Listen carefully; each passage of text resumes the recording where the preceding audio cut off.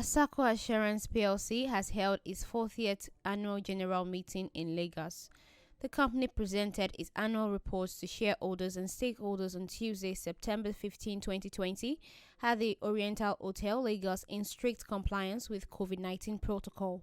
You are welcome to the 40th AGM of LASACO Assurance PLC. We are good to go, so let's start by the special grace of God. The AGM, which was attended by a few shareholders, was transmitted to several others virtually via Zoom and YouTube. Shareholders of LASACO Assurance PLC approved the payment of 5k per unit of share for the year ending 31st December 2019. The approval to pay the dividend was taken sequel to a motion moved by the acting chairman of the AGM, Engineer Sonny Ndamusa, which was supported by Mrs. Bisi Bakari. The approval was granted by 288 shareholders who voted by proxy and 13 shareholders who were physically present at the venue of the AGM. Engineer Ndamusa presided over the event as acting chairman in the absence of the elsewhile chairman of the company, Mrs. Aderinola Disu, who resigned shortly before the AGM. My name is Engineer Sonny Ndamusa. I am the independent director of LASACO Insurance PLC, and I am, by the special grace of God and that of the board members, the acting chairman of today's meeting. I'm acting because our immediate past chairman, in the person of Mrs. Disu, voluntarily resigned some few days back for personal reason, and perhaps what I will say, upliftment. So we give glory to God. Addressing the gathering, Engineer Ndamusa gave kudos to the daring Disu-led management, saying that her tenure brought positive and remarkable changes into the company's growth. For Mrs. Disu served LASACO with all her energy, with all the commitment and the total submission to the cause and development of LASACO. It is during her leadership that we started paying dividends to our shareholders, and these have become progressive steps till today. It is during her time that LASACO rebranding took place. Today, the new logo, the new approach, the new facelift you are seeing is during her time. Staff welfare, she did fantastically well. So we must say thank you to her. The growth in premium also happened during the chairman Disu's time. The biggest one, and the one I'm so glad about, is the entire facelift of visibility of LASACO as a company. The brand new, improved head office of LASACO Insurance PLC. The best you can have around. Please give her a round of applause. According to the report, the company's gross written premium leaped from 9 billion naira in 2018 to 9.43 billion naira in 2019, recording a 4% increase. Similarly, net underwriting income increased by 29% from 5.2 billion naira to 6.7 billion naira in 2019.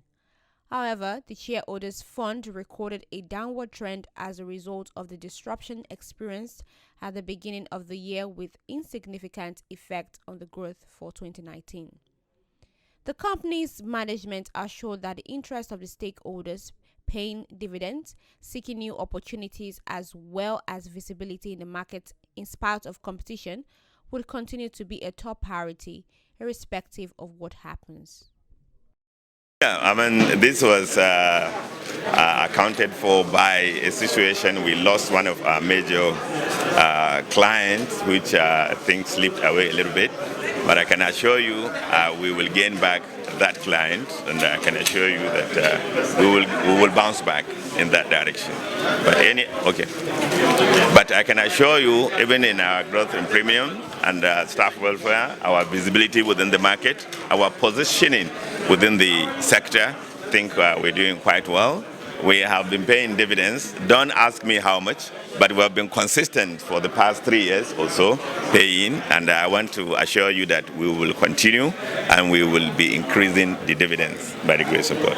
Yes, we will have to commend our regulators for doing well, but I think they need to do more because we need more insurance penetration in this country, and we cannot do it alone. We need the regulators also to come up with a roadmap that clearly shows that this is how they are going to support the insurance penetration in our country, so that at least together we can grow.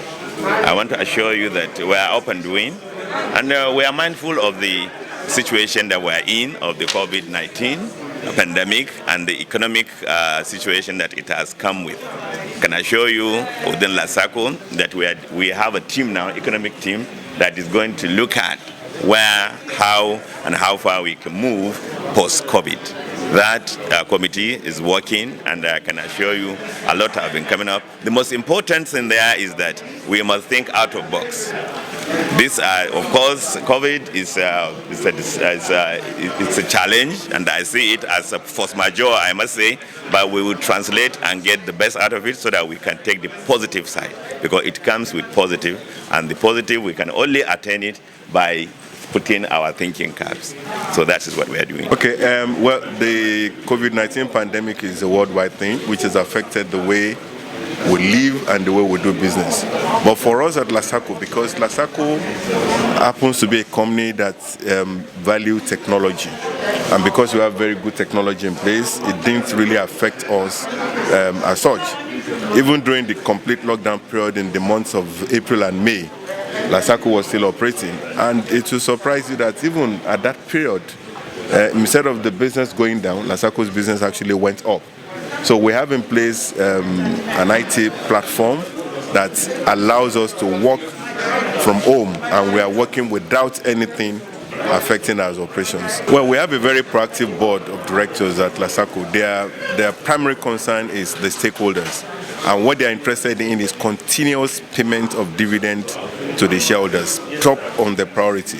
So for us at LASACO, what we consider first is the interest of those who put their money down for the business, and we'll always ensure that at all times this interest is provided, irrespective of what happens. So, and we are very cautious of the expenditure profile of LASACO, such that at the end of the day, we'll still end up, having good profits and declaring good dividend to the shareholders. Well, 2019 was a peculiar year, and like I said during the course of the meeting, we lost some, businesses, which meant that, the premium income from the non-life side of the business had to go down. But overall, we still recorded about 8% growth. In 2018, we made 9 billion. In 2019, we made 9.4 billion.